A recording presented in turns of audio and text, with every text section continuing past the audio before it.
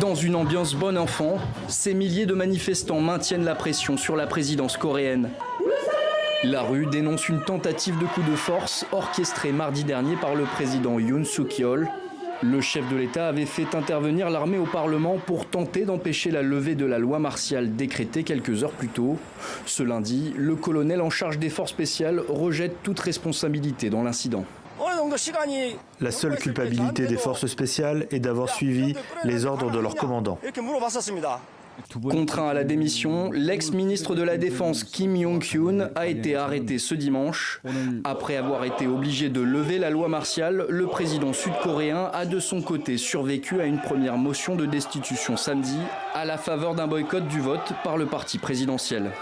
Le principal parti d'opposition du pays a annoncé qu'il retenterait de destituer le chef de l'État le 14 décembre prochain.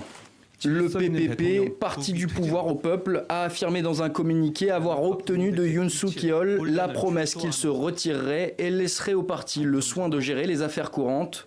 Dans les rues de la capitale, certains habitants laissent paraître leur désarroi face à une situation pour l'heure sans issue.